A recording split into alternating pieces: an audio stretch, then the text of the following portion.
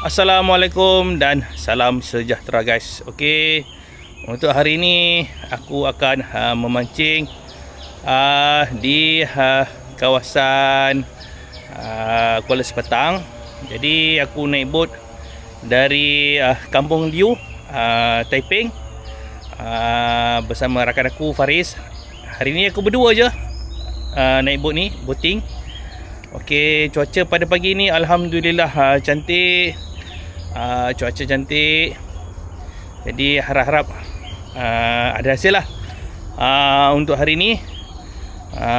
Jadi rasanya ini kali kedua aku naik bot ni, boating.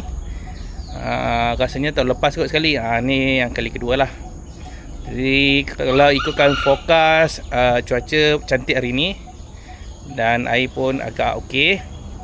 Dan kita tengoklah hasil macam mana untuk hari ni. Okey. Okey guys, ni hari. Okey. Siapa-siapa nak apa ni sewa mancing boleh lah ni dia. Boleh kontak dia. Okey, enjin dah start.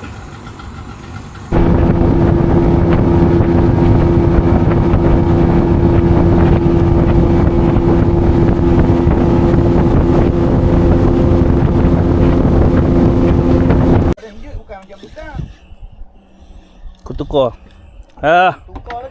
Kutukar guys. Kutukar. Ni dia ketukar. First strike. Okay, lepas balik lah. Sebab tak ada siapa nak makan.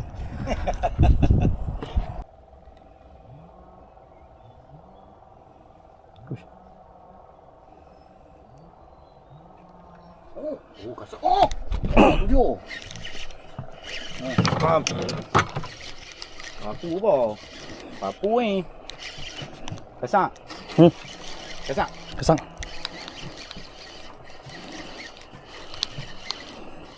Papu apa? Kapu lah sekali.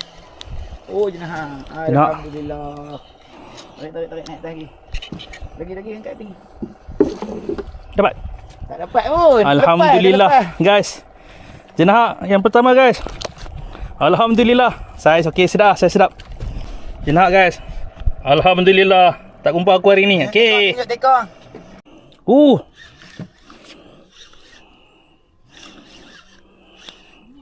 Lari merata kalori ah. Oh, 9 besarnya. 9 hari. 9 guys, 9. Oh, besar 9 mai rot tu. Okey. Tapi duduk je.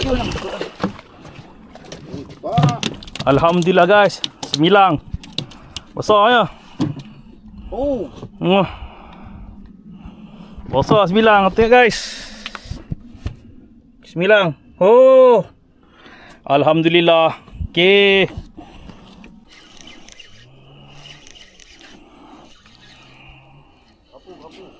Anak kerapu guys.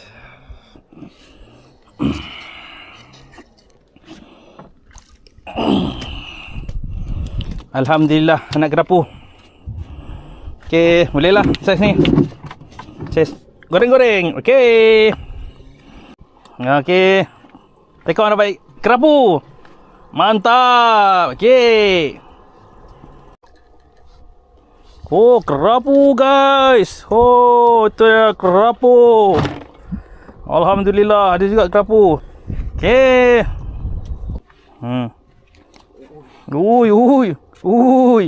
Ui. Kapu ni. Oh, kerapu juga. Okey. Anak kerapu. Okey. Okey guys, jam menunjukkan pukul 4 petang. Jadi aku rasa setakat ni dulu memancing bersama rakan aku Faris. Disebabkan aku ada hal, jadi aku beli awal lah untuk hari ni. Okey. Aku rasa setakat ni dulu video untuk kali ni. Jangan lupa like, share dan subscribe. 73 Cheerio. Bye bye.